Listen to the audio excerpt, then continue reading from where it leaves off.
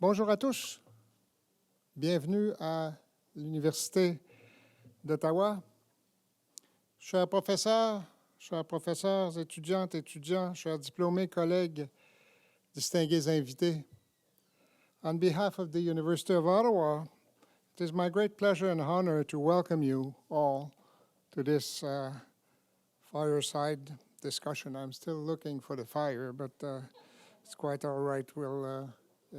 Too much pollution coming from wood fire. Okay, and especially to welcome our featured guest this afternoon, the Honorable Jonathan Wilkinson, Canada's Minister of Natural Resources, Mr. Minister, and Dr. Fatih Birol, Executive Director of the International Energy Agency. My name is Jacques Frémont. I'm President and Vice Chancellor of the University of Ottawa. Lorsque nous nous réunissons, nous avons coutume d'offrir une affirmation autochtone en appui aux efforts de réconciliation. Nous rendons hommage au peuple algonquin, gardien traditionnel de cette terre, et nous reconnaissons le lien sacré de longue date l'unissant à ce territoire qui demeure non cédé. Nous rendons également hommage à toutes les personnes autochtones qui habitent Ottawa, qu'elles soient de la région ou d'ailleurs au Canada. Nous reconnaissons les gardiennes et les gardiens des savoirs traditionnels de tous les âges. Nous honorons aussi leurs dirigeantes et dirigeants d'hier, d'aujourd'hui et de demain au courage indéniable. The University of Ottawa is very pleased to be part of Dr. Birol's visit to Canada to promote discussion about this country's role in the global transition to a net zero economy amid, of course, Russian aggression in Ukraine. Just recently, for the second year in a row, UOttawa was recognized as one of the very top 10 research-intensive universities in Canada. And of course, our research includes significant science, engineering, and social science projects focusing on energy, climate, and global issues. And I understand many of our students are present in this room. L'événement d'aujourd'hui met en lumière le rôle unique du Canada, qui compte parmi les rares membres exportateurs nets de l'Agence internationale de l'énergie et qui peut assurer à ses alliés un approvisionnement en énergie conforme à ses engagements climatiques. En ces temps difficiles au pays, et j'ajouterai partout sur la planète, c'est un honneur de recevoir le Dr. Birol et le ministre Wilkinson pour les entendre discuter d'enjeux mondiaux. Now, please allow me to welcome Madame Catherine Abreu, who is member of the Net Zero Advisory Board and who will introduce the panel. Madame Abreu.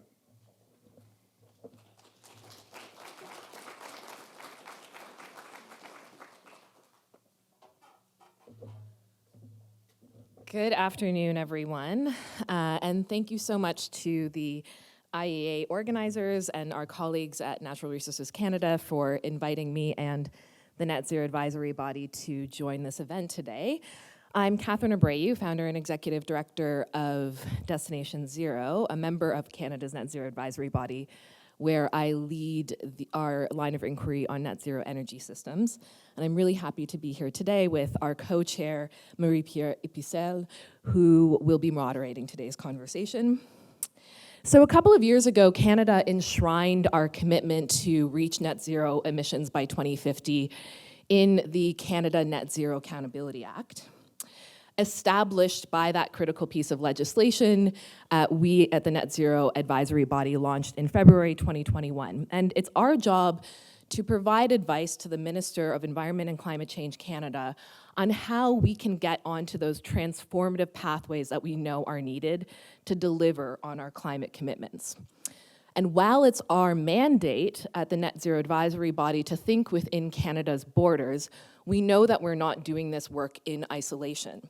And of course, the international energy agencies World Energy Outlook from 2022, their net zero roadmap for the global energy sector have significant implications for the part that Canada has to play in the global effort to limiting warming to 1.5 degrees Celsius and avoiding the most irreversible impacts of climate change, which we know is critical because we are already experiencing some of those devastating impacts.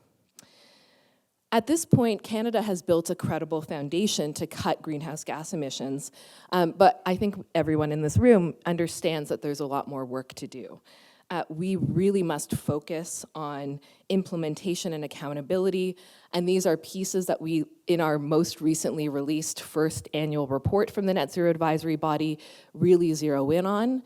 And as the IEA's Canada report lets us know, we also have to zero in on those highest emitting sectors in order to develop sectoral strategies to drive those emissions down in the near term. Truly prioritizing net zero is critical to ensuring Canada's competitiveness in the global economy, to sustaining our well-being, and to creating good net zero jobs while building secure net zero energy systems. And to talk more broadly on these topics, I'm honored to introduce and welcome the Honorable Minister Jonathan Wilkinson, Minister of Natural Resources, Dr. Fatih Birol of the International Energy Agency, and of course, Marie-Pierre, who will be moderating from the NZAB.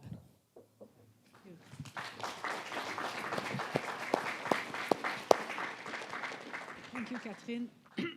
Sorry. I'm really honored to have this opportunity to moderate this fireside chat with Dr. Birol and Minister Wilkinson, two incredible powerhouses that contribute to the fight against climate change, and your dedication in helping Canada achieve our ambitious goal while keeping the socio-economic impacts of a clean energy transition top of mind in your decision-making is probably what will make this possible.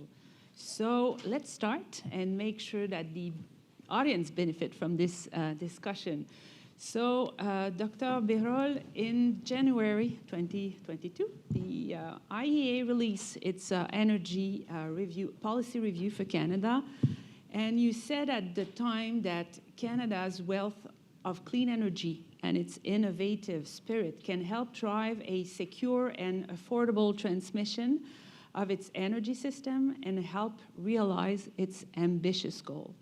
So could you just speak about the findings of this review and your view of Canada's action since its release a year ago? Many thanks, and also many thanks to Mr. Minister for the warm welcome as usual, Minister Wilkinson, and also to the university. It is again a big pleasure to come to Ottawa, and thank you very much for hosting us here. Now, I'm following Canada since many years, different administrations, the same weather, no change there every time I come. But the issue is, in Canada, there is one thing. Canada is and has been one of the cornerstones of global energy markets.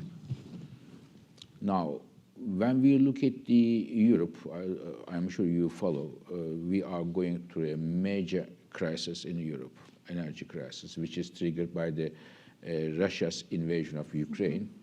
And Europe had an over-reliance on Russia as far as energy is concerned. We had many challenges.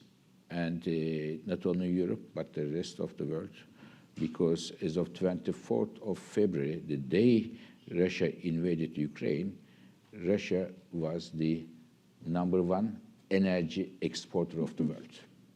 We are not talking about any country, #1 energy exporter of the world. So this triggered a crisis, which I call the first global energy crisis. And in such a crisis, you need countries who can provide secure energy. And here, the energy coming from Canada was very much appreciated in Europe and elsewhere. So many thanks for that. So Canada was the cornerstone. But we also know that we have another challenge, which is the climate challenge. When we have an energy crisis, climate crisis doesn't stop. It continues there. And I very much hope that Canada will continue to be one of the cornerstones of our energy system of tomorrow as well, in terms of the pushing the right buttons in the clean energy technologies. And when I look at what the government is doing, what the government is planning to do, I think there's a perfect plan, ranging from the carbon capture and storage to critical minerals, from critical minerals to make sure that the 2035 all the sales of the electric vehicles are zero emission, and nuclear power. So when I look at this picture, while Canada today provides security of our energy system, Canada is also moving along the same direction, still being a leader in the global energy markets, but this time on the clean energy. How we make this transition in an orderly way is critically important. But the first data points we have, when I look at the investment trends, when I look at the policy and strategies, I can definitely say that Canada is on the right way, still to be a cornerstone of the global energy system, but this time on the clean energy side. Thank you. We're on the right. Minister Wilkinson, Canada's Net Zero Advisory Body, which I co-chair, recently released its annual report, which I encourage everyone in the audience to take half an hour to read it. It's a good report. It contains 25 pieces of advice on Canada's transition to net zero emission by 2050, to improve net zero governance, to actively steer the economy towards a competitive net zero future with a modern, effective net zero industrial policy, and to build widespread momentum for pathways to a true net zero energy system. That was my summary of the report.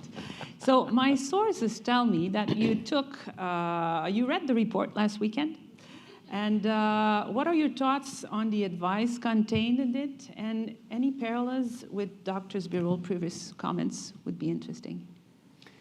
Sure. Let me just start, though, by welcoming everyone here. But certainly, I think we're joined by a number of dignitaries. I noticed the Polish ambassador, we said hello on the way in. I think Ambassador Kovalek from Ukraine had intended to be here. I don't know if she actually made it. And, of course, my friend and colleague, Premier Houston of Nova Scotia is here. Au niveau international, il y a deux crises que nous devons faire face. Bien sûr, c'est le changement climatique, mais aussi c'est sécurité énergétique. We have to address both of those issues. Energy security in the aftermath of the brutal invasion of Ukraine has become a very, very pressing issue, particularly for Western Europe, but not exclusively. I was in Japan 2 weeks ago, and I will tell you that it is a very pressing issue for the Japanese and for many others. We also have to think about how we ensure, as we move through this decades-long transition, that we create economic opportunity, an economy that will create good jobs for our people who live in this country, but for our kids and our grandkids, and will ensure that Canada can remain a prosperous, enhance its prosperity as we move through this period of time. Here in Canada, I would say there's kind of two broad paths that we can pursue. One that I call sort of a plan for the future, which acknowledges the reality of climate change, acknowledges that the science tells us that we have to act, and really thinks very hard about how do we actually build that economy? How do we move through this in a manner where we can actually ensure we're building a place where all regions of the country will actually benefit through the transition? The other approach is what I would call hope for the best, which is essentially saying we either don't accept or we don't think that the climate issue is that important, and we will bet on technology that will save us from the impacts of climate change. As somebody who spent almost 20 years as an executive in the clean technology sector, I would say technology is enormously important. across the piece. But technology in and of itself is not a plan for climate change, addressing climate change. Technology in and of itself is not a plan for a strong economy going forward. And I guess what I saw in the report that you folks drafted was the acknowledgement that there needs to be a very thoughtful approach to building that economy of the future that's prosperous.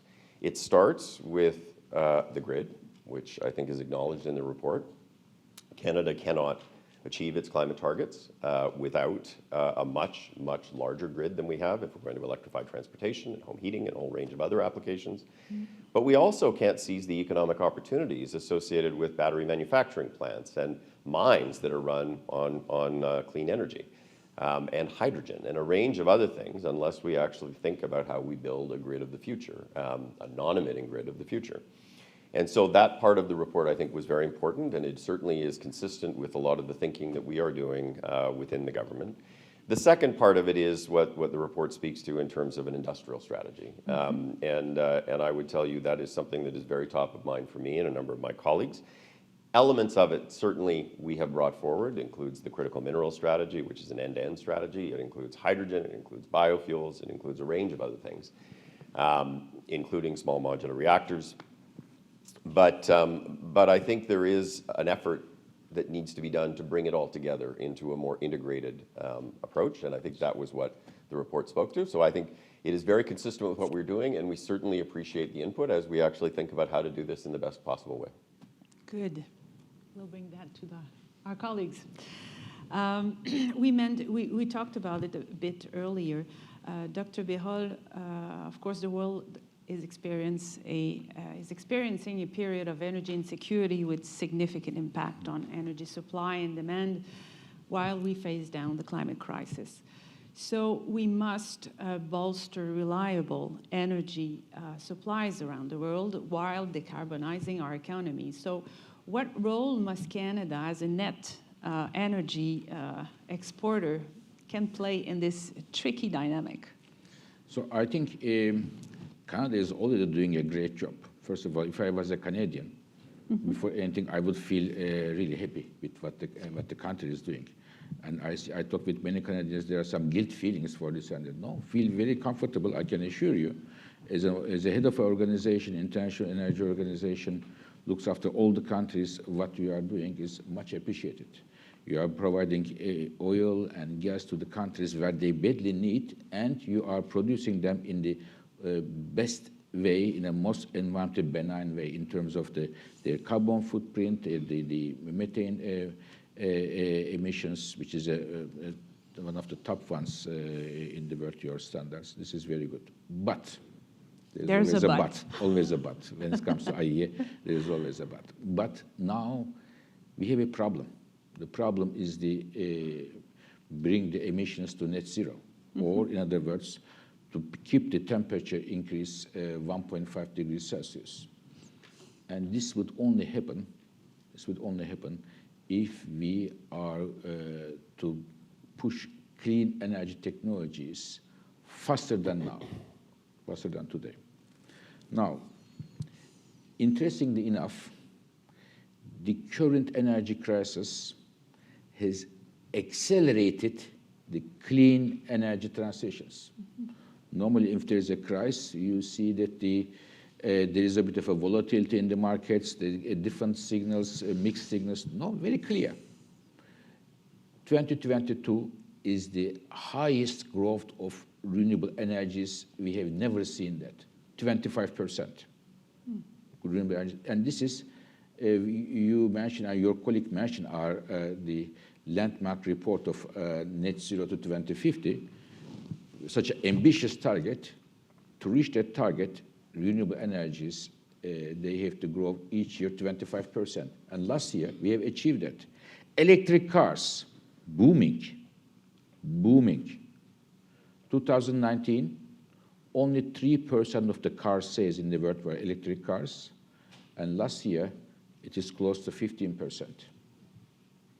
And with the current policies, not even acceleration, current policies, 2030, tomorrow, every second car sold in China, United States, and Europe will be an electric car. 3 top car markets. Okay? What else? The heat pumps manufacturers are complaining they are not able to cope with the orders. They are not able to manufacture enough heat pumps. Energy efficiency, very neglected around the world. Last year, energy efficiency improvement in the world was twice the recent historical averages. And good news, at least for me, nuclear power is making a very strong comeback around the world. Countries are changing their policies. The countries who said goodbye or let's see, let's wait and see type of policies are changing, pushing the nuclear power, the existing ones, and also pushing the small modular reactors. So all of them tells me that we are in the right track. Now, what do I expect from Canada? I will say to minister will like it or not like it. I hope he likes it, but I don't say the things that people like it or not. My wishful thinking, I mean, as a person, I am not being in the discussions with the governments, with the population. When I look at the numbers, at the IEA, one of the strengths we have at the IEA is we have all the energy data at our fingertips around the world. When I look at it, there are at least 2 areas I would like to see Canada's leadership around the world. At home, already going up, but internationally. One of them is a technology which is badly needed if we are serious to reach our climate targets, which is carbon capture and storage. This is today about 20% of the carbon capture applications in the world. The commercial terms are in Canada. But we have to step up carbon capture and storage. And Canada has a mature oil and gas industry.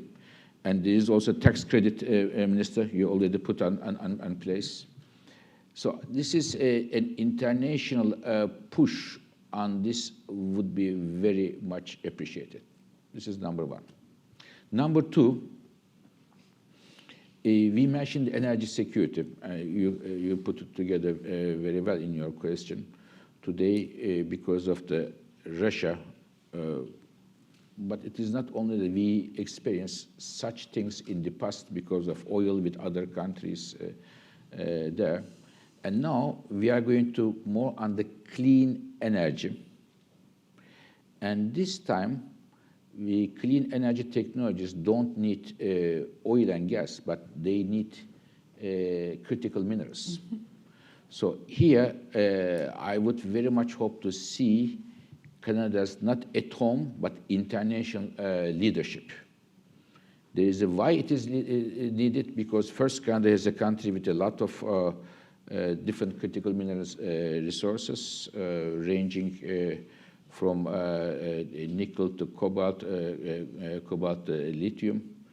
There's a new strategy here, but also how Canada approaches the critical minerals with a consideration of social and environmental issues. So therefore, on this area too, I would very much like to see Canada championing it around the world, not only domestically, but based on the domestic success stories, achievements, plans, and strategies, being a leader on these 2 areas. Thank you, and we'll come back on that question on critical minerals. This brings me to another question to Minister Wilkinson. We were mentioning the net zero by 2050, the roadmap realized by the IIA. And it says that even in a net zero world, the world needs roughly 25 million barrels of oil and gas per day. So what do you think of that statement, and what does it mean for Canada's traditional energy sector? So it's a really good question, and I think it's one that's not often well sort of understood, the role of hydrocarbons through and beyond the transition. So, I mean, the first point I think that folks need to be cognizant of is this is a transition. It's not overnight. If you look outside your window, almost every car that you see on the street uses gasoline or diesel fuel right now.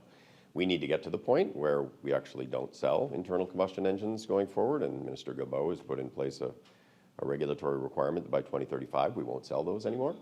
But cars last a long time. We will still have internal combustion engines using gasoline and diesel fuel up until close to 2050. And so in that period of time, we need to be driving down the emissions associated with producing those kinds of fuels. There are two sorts of emissions. It's probably pretty obvious. Those that are associated with production and those that are associated with combustion. And we need to ensure that we are taking steps to drive down the production emissions during the period of time that we are using hydrocarbon fuels in combustion-related applications. But it's also true to say that there are applications for hydrocarbon fuels that are non-combustion applications. Some exist today, and some are in the process of being investigated by a range of organizations, including those like Innovate in Alberta. Where, petrochemicals, waxes, solvents, if you put a lubricant on your bike chain, it's a hydrocarbon, but it's not causing climate change because you're not burning it. Asphalt, carbon graphite for building materials is something that Alberta Innovates is working on. Same thing is true with gas. I think the IEA's report said about half of the gas that we produce today would still be needed in a net zero world in 2050. But that's for applications like hydrogen, where you actually are eliminating production emissions associated with upstream extraction, and you are capturing the carbon associated with producing it through reforming it into hydrogen from gas. And there are carbon capture technologies. There are now new technologies that are being developed that actually drop the carbon out as a solid rather than a gas. So there's a whole range of ways and pathways that lead you to a non-combustion universe where you still have demand for some volume of hydrocarbon fuels. And my argument to the energy sector, the conventional energy sector, has always been that it's in the economic interest of the sector to drive down emissions. At the end of the day, it's those barrels of oil and those cubic feet of gas that actually are produced with zero production emissions ultimately are going to have value, more value in the marketplace. And they are the ones that are going to be relevant in the context of a net zero future. So that is why we are spending so much time and effort working with a very important sector of the economy, which is the energy sector. I see some of the representatives of the sector in the audience today on the process to drive down those emissions. And I would tell you, many in the sector understand exactly why it is in the interest of the sector and the folks that actually work in the sector to do that. Merci. Dr. Birol, il y aura bientôt un an que la Russie a envahi l'Ukraine et en novembre dernier, je lisais un article qui disait justement que la moitié des infrastructures énergétiques en Ukraine avaient été mises hors d'état de fonctionner par les frappes. Alors, quel rôle joue l'Agence internationale de l'énergie pour aider l'Ukraine à reconstruire son infrastructure énergétique? Et quel rôle voyez-vous aussi pour le Canada dans cette vaste entreprise? In fact, I should have started my words to, I had a couple of meetings since I came to this meeting. I thank all your colleagues in the government, Mr. Minister. In fact, the government and the Canadian people for taking a very firm stance against aggression from day one. So this is very much appreciated. It is an excellent move, very firm, no questions, and great support for Ukraine. When it comes to International Energy Agency and Ukraine, to be a member of the International Energy Agency family is, in fact, a very difficult process. Normally, it takes months and years and whatever. But given the extraordinary circumstances, after a careful examination of the situation and based on the long-standing partnership between Ukraine and IEA, last summer, Ukraine joined the IEA as an associate member IEA family, and I thank here the Canadian and other governments for their support.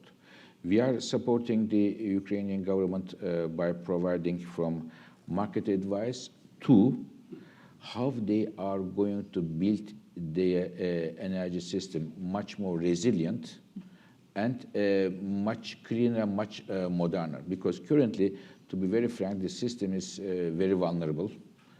Current system very much centralized. How we are going to build a more decentralized energy system with a lot of clean energy technologies, giving support to that. There are a lot of clean energy options, and also hydrogen can play a very important role there. So we are working with our colleagues in the Ukrainian Ministry of Energy, and they are very much in line with our thoughts how to build a decentralized, modern, and a cleaner energy system in Ukraine. And I think here very much the Canada's support. Thank you. Minister Wilkinson, something to add? Bien sûr, nous soutenons très fort Oui. nos amis et nos alliés en Ukraine et dans l'ouest de l'Europe. Mais à le commencement, immédiatement après la guerre a commencé, nous avons augmenté notre production de pétrole et de gaz par 300 000 barils par jour pour assurer que les Européens peuvent utiliser et peuvent trouver les sources. Mais avec l'Ukraine en particulier, nous avons investi 115 millions pour de l'infrastructure en Ukraine. Et nous travaillons en collaboration avec la Banque mondiale. Et nous faisons partie du groupe de travail de l'AIE sur la sécurité des carburants. Et nous travaillons, je crois que nous avons une rendez-vous la semaine prochaine. Mais bien sûr, nous savons que nous devons faire plus. La situation en Ukraine, c'est très, très difficile. C'est difficile. Merci. Monsieur le ministre, je vais vous amener encore un peu ailleurs, mais pas trop loin. On parlait de transition énergétique, de l'importance des minéraux critiques et stratégiques dans cette transition. Le gouvernement, vous le disiez tout à l'heure, a lancé sa stratégie en décembre dernier. Et vous avez déjà constaté ça prend beaucoup de temps pour lancer un projet de mine. Et particulièrement dans tout ce contexte-là, en même temps, vous souhaitez protéger la nature, le droit des peuples autochtones. Comment proposez-vous, en fait, d'accélérer le processus réglementaire tout en assurant à la fois la protection de l'environnement, mais également le respect des droits autochtones et la réconciliation avec eux? Oui, c'est une question très importante. Nous devons accélérer, mais dans une manière qui respecte l'environnement et les droits des Autochtones. Mais on doit savoir qu'il n'y a pas une transition énergétique si nous n'avons pas beaucoup plus de minéraux critiques. Tout à fait. On n'a pas les batteries, on n'a pas les véhicules électriques, on n'a pas les panneaux solaires, on n'a pas les éoliens. Et nous allons accélérer maintenant les processus via un service de conciergerie hébergée par le Centre d'excellence des minéraux essentiels. Nous avons maintenant un processus dans le gouvernement fédéral pour discuter comment on peut implémenter les processus environnementaux et les processus avec les permis, comme les permis dans le département des pêches, pour assurer que nos processus sont plus efficaces.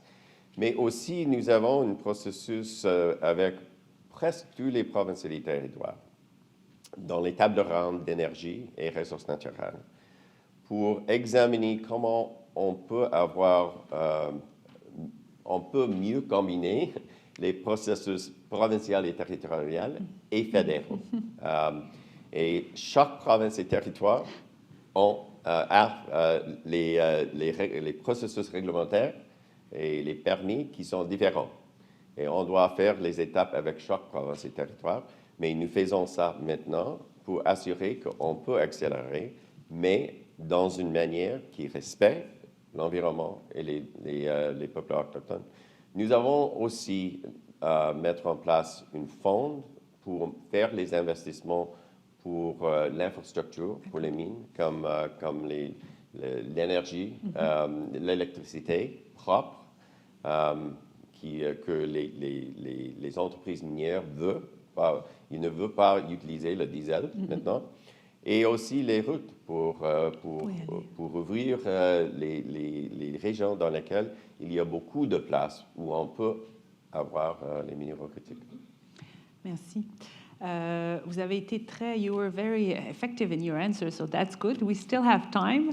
May I add something to what Mr. You wanna Minister add said? Add something to what Mr. Minister Yes. said. I wanted to a bit justify why I said I would like to see Canada internationally putting the critical mineral dossier stronger. Because of the following. Now, one of the problems we have today in the world, especially when you look at the last 30, 40 years, we had a lot of energy crises. Now, we have the biggest one now, but we had, some of us may remember, in the 1970s, 1980 oil crisis. There was a lot of problem there. And the reason is, among other things, this oil and gas exports were concentrated on a very few number of countries. And these countries, this time Russia in the 70s, other countries, these countries used energy as a weapon for reaching this or that targets. Now, I think we should, as a world, we should learn from this bitter experience. And now, next chapter, we say the world is going into the direction of clean energy. Nobody can stop it. That's all the numbers show it. And when we look at the next chapter, clean energy, this time not oil and gas, but the critical minerals, which is the basis for electric cars, solar panels, windmills, they are currently, their production and their mining or refining is also concentrated today on a very few number of countries. So we may, as the French, as they say, we may see the same movie again in a different way. So better it is now that countries may not behave bad, but we can't leave it to luck. So therefore, the best thing is the magic word of the IEA, diversification. So diversify, it is Canada, it is Australia, it is India. Countries would develop their critical mineral resources, would push their clean energy technology, manufacturing batteries, for example, very important.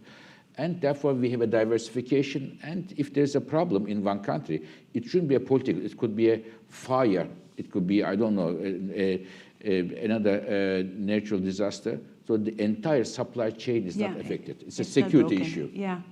And I think that we do have a lot of those critical minerals, but we have to recycle them also from our iPad, iPhone, and make sure that there's a second transformation here. So you're good point. I had some questions from the audience. The first one is for Dr. Birol and comes from Chris Anderson, who's working with the Indigenous Clean Energy. So the question goes as follows. Clean energy leadership in Indigenous communities is a major Canadian success story.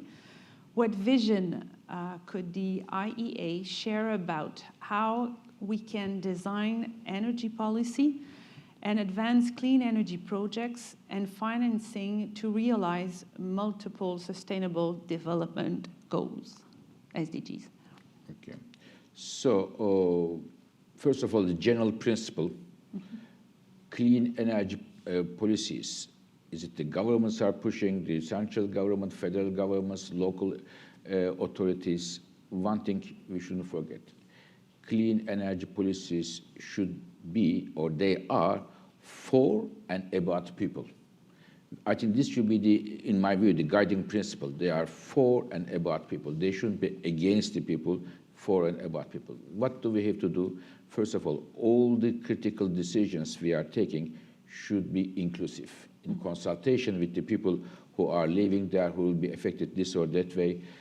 And the benefits of these clean energy policies should be shared by the local people in terms of the, I don't know, the financial, from tax reliefs to building this or that hospital or this school and others, and more importantly, sustainable jobs. Jobs should be also created there. And again, they should feel the benefits of that, and the decisions should be taken in an inclusive way. Thank you. Anything to add? Yeah, I mean, I would say, look, I think we've seen lots of progress over the past while in terms of the corporate sector in Canada understanding that Indigenous communities need to be partners in projects, whether that's energy generation projects or mining projects, et cetera. I think there is a role for the Government of Canada in the context of trying to create some kind of financial tools that can help to enable that kind of participation, and that's something we are thinking about quite a bit. And I would say that, you know, what I have found is increasingly enormous interest on the part of many Indigenous communities in engaging this conversation. I mentioned I was in Japan 2 weeks ago. We took a business delegation.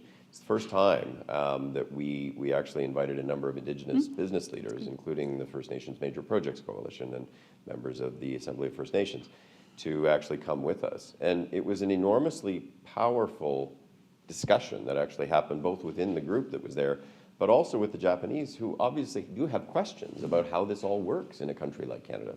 So I think this conversation is a really important one because we talk a lot about reconciliation in the context of governance, which is important. We talk a lot about services. But we need to spend more time on economic reconciliation, those things that actually will ensure that communities have the resources they need to take care of their community. Yeah, thank you. Brendan Halley from Efficiency Canada. So that's a question for you, again, Minister Wilkinson. The IEA's Energy Policy Review for Canada noted that a low-income energy efficiency program was lacking in Canada. The government has since announced an oil-to-heat pump grant with no upfront cost for low-income households. However, this still leaves out more Canadians who need building envelope upgrades and heat with other sources. So with rising affordability concerns, how can we make sure how low-income Canadians can benefit from energy efficiency? Yeah, look, that's a good question as well. I mean, the whole buildings conversation is a challenging one because if you think about what we need to do, it's one thing to put in place a building code for new buildings, which we need to get to a net zero building code, and we've made a commitment to do that.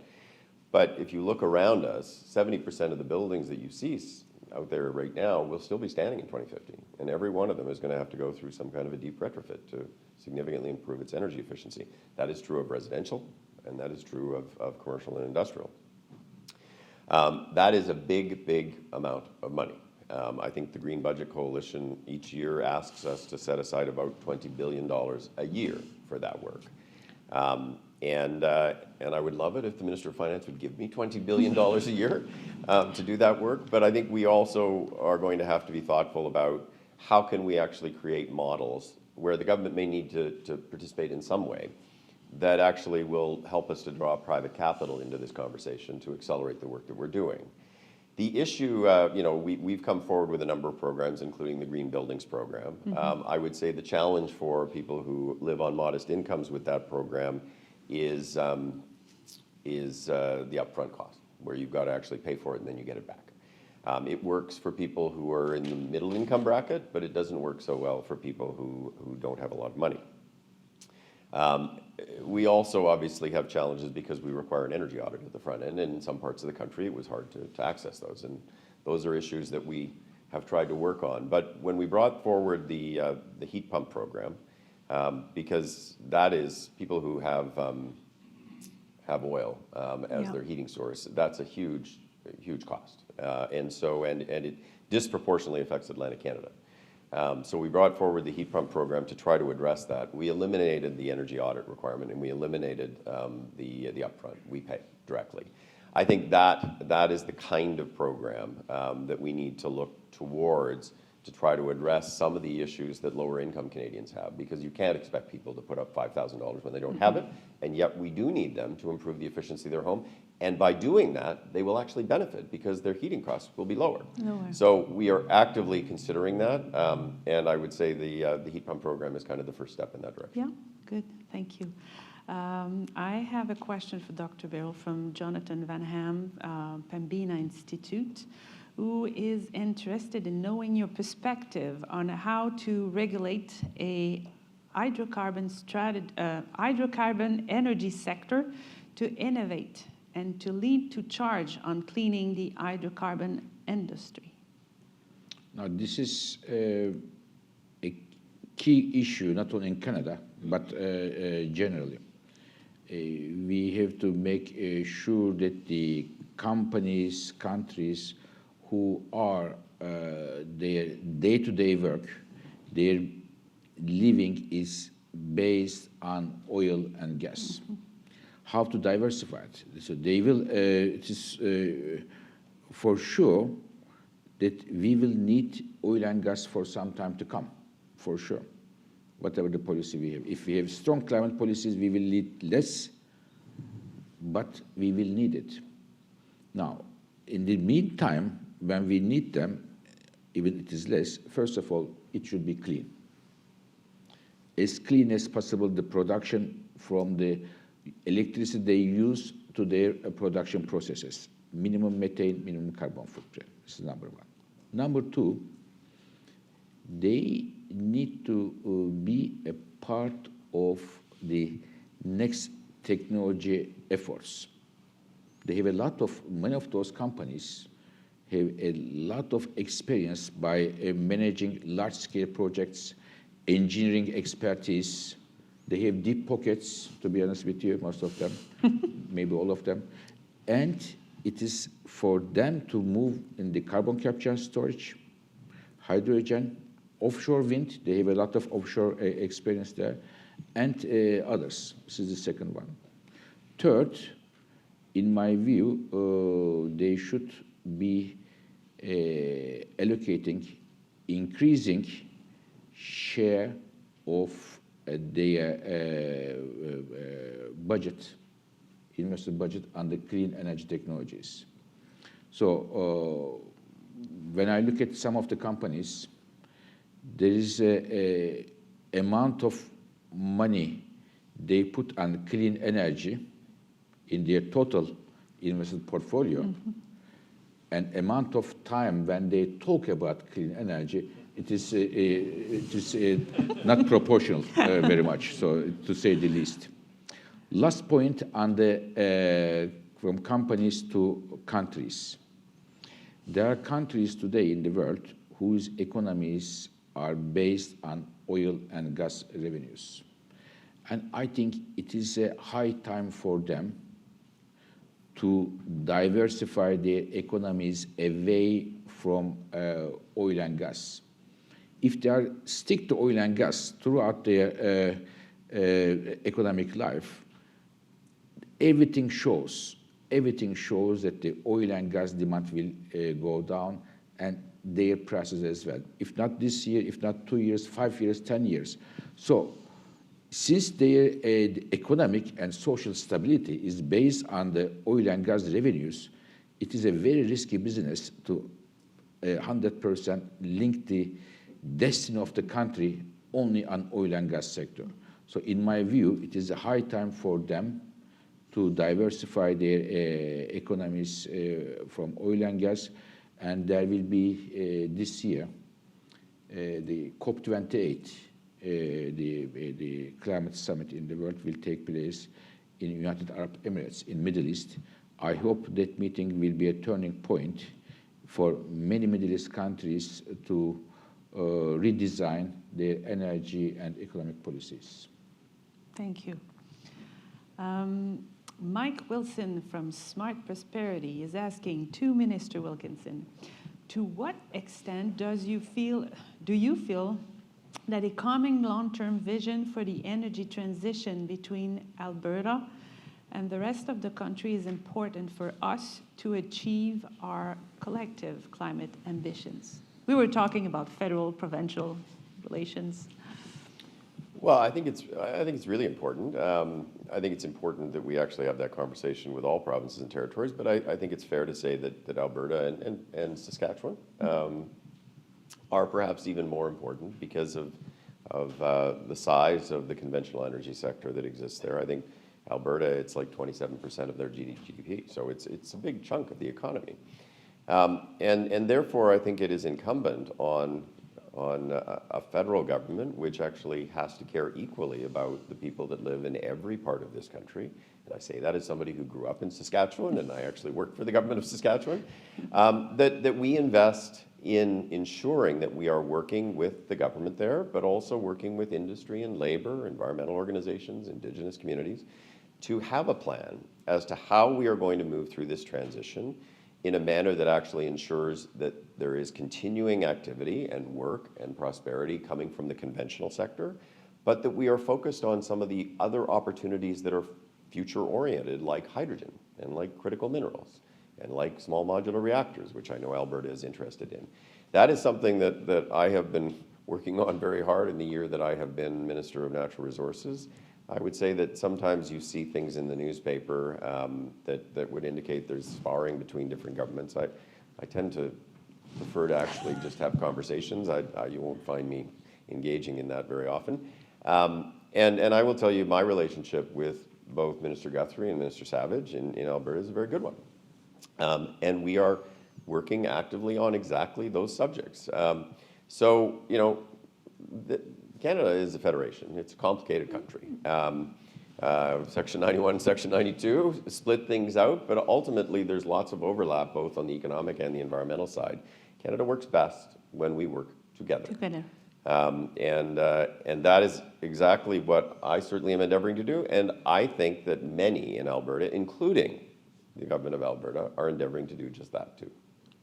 Thank you. So in the same vein, if I may say, Mike Wilson also would like to know, Dr. Birol, if you have any insights to share from other IEA members who may have similarly decentralized energy and climate policy governance structure, how they have managed to achieve a common vision for the energy transition, and if you felt it is a necessary ingredient for success. I think it is not necessary, but if it is the case, if there is a decentralized federal system, if you use it well, it can strengthen the power of your decision. And here, for me, the magic word is constructive dialogue. Dialogue, discussion, and respecting each other, and trying to find consensus. Many countries do it in the right way, but I can tell you that it is not an easy task. It doesn't make life easier, but when it is done, as Mr. Minister said, it is the best of the country, because you have everybody behind you. You put everybody in the same sheet, so everybody agrees on that at the end of the day. But coming to that process, it's a tiresome process, but if it goes well, then you have everybody behind you, and you can go much faster. You have the federal system here. You have to go through that process, and as far as I see, Mr. Minister, it is going very well here. Thank you. Just before thanking you, I do have a question. There are some students in the audience. If you had one key message to tell them, because in 2050 they will be there, I probably won't be, what would you tell them? About the profession or in general? Whatever, in related to this energy I can transition. tell you about myself. I can tell you. So, I can tell you. I think I have a pretty good. I was lucky in terms of my professional life, and I had one principle. It was maybe a gamble, but it helped me. It may help them as well. Just follow your heart, and it applies to profession, but it may apply to other parts of the life. But my only suggestion is to follow your heart. Thank you. Minister Wilkinson. Well, I guess what I would say is these issues are more fundamentally important, as you sort of pointed out, to young people than they are to those of us who are somewhat older. And I don't think that you need to encourage young people to engage in advocacy, because I think most of them do. My youngest daughter is organizing the climate strike in Toronto, and so I know that from experience, and is involved in Stop Ecocide International. So I think the advocacy stuff I see amongst young people is very strong. But I actually think that, you know, I started by saying, you know, there's kind of two pathways that Canada can go down. One which is, you know, a plan for the future, and one which is hope for the best.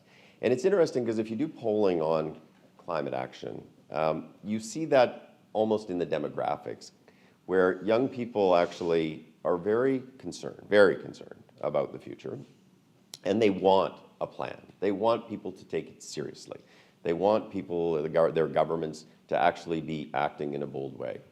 And as you go up the demographic sort of age categories, you find that it's less and less as you get to the top, where people who are older are a bit more concerned about healthcare than they are about climate change.